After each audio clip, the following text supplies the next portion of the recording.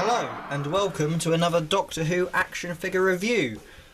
In this episode we are looking at the next B&M exclusive set, which is this, the 7th Doctor Collector set, but it is more commonly known as the Silver Nemesis set, as that is what this is based on. And in the set we have a hatless 7th Doctor, plus a Cyber Leader and a Cyberman. So I'm going to begin with the Doctor. So, put simply, this is the same 7th Doctor figure as seen in the Dr. Dalek 2-packs way back in 2013, but with some slight differences. So articulation firstly, the head can do a 360 but it's a bit stiff. The arms is a 360, we get a 360 here at the shoulder. That's not the shoulder, what am I on about? Bicep I think it is. We get a 90-degree bend at the elbow, 360-degree at the wrist. There is waist articulation, and he probably could do the full 360, but that's hindered by the coat. We get a 360 bend here at the leg. If your leg can do that yourself, go and get medical help. And we get a 90-degree bend at the knee. So for articulation, it's your standard 7th Doctor figure. Not a lot more to say than that for that. So for detail, the head is the same solemn head we've had ever since the 11 Doctors set back in 2010. So he's hatless and more solemn rather than that grin. It's a shame really, because really I think by now we could have got a solemn hatted variant, which is something people have been clamouring for years. It's a shame we've not got that yet. Moving down the body, the coat is the same cream coat, but seems slightly whiter than previously. And then we've got the nice detail of the gold chain and the question mark jumper, which is really nice. It's the same as before. We get his tartan scarf, which is really nice. Legs are really nice. It's the same legs as we've come to expect, and the nice brown shoes as well.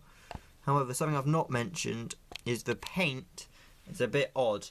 I think someone mentioned online that the scarf is the wrong colour, I think, and they've not bothered paint the tie or the hanky. They've just, or we'll put the design on it, they've just put it in the solid colour. I'd imagine this is because they put the budget into other things, but it's a shame really.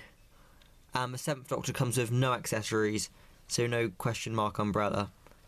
Other than that, also for detail, we get the buttons on the back and the pocket, which is really nice.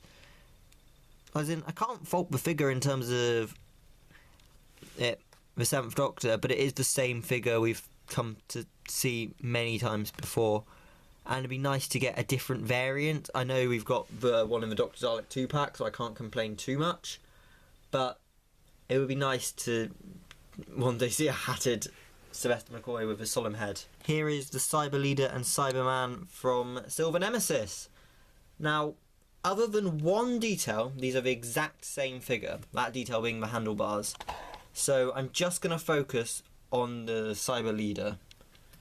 Articulation, the head cannot move, which is a shame because mine is slightly facing the wrong direction. The same on the other Cyberman, it's pointing the wrong way. I bought this one on eBay rather than going into the shop because I couldn't find it.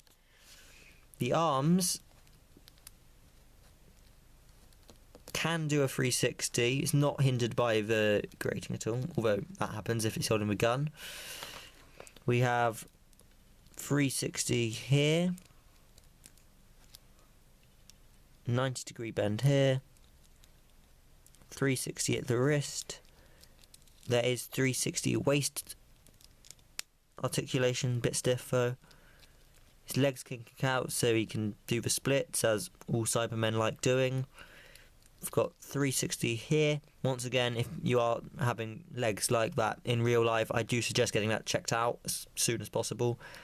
And we get a 90-degree bend here and no foot articulation. So it's slightly more basic than the McCoy figure, but of course the Cybermen heads didn't move in the show, so it doesn't matter. Detail, the head It's absolutely brilliant. It's the same one from the Silver Nemesis set way back years ago, which I never managed to get hold of. So it's really nice to see it. And the head is brilliant. It looks exactly like it is in the show, with all the cables sticking out. We've got the black handlebars, which are solid black with no silver lining, as in Earthshock, but Silver Nemesis it went to solid black. We've got the nice rubber wires sticking out the back of that. The detail of the uniform is absolutely brilliant, with all the cables. The sculpting is brilliant. We've got the chest unit, which is really nice, with the piping running through there. We've got more of the piping moving along here. Generally, this is a bit more bulkier than the Earthshock one, which is like the show. It's also while the face and this bit, the extra bits on top, are shinier, the rest of it is a much darker colour, possibly to set off the shininess of the rest of it, which I think really works. Moving down, we've got more great detail on the boots, with the cables running through, and so that's really nice, and it is exactly the same on the normal Cyberman, except the handlebars are different. So this one is just a regular trooper with the silver handlebars, whereas the Cyber Leader has the black handlebars. In terms of accessories, they come with their weapon from Silver Nemesis, which is different from the Earthshock one slightly. They changed it up for that story, and that slots into their right hand very easily. I say that, yeah, it's in very, very easily. It won't fall out, and you can either hold it like that, or you can have the traditional marching guard pose for holding the weapon, as the Earthshock ones mostly all did. Yeah. So overall, what do I make of this set? Well, I think it is the weakest I've reviewed so far, if anything, because there's nothing new.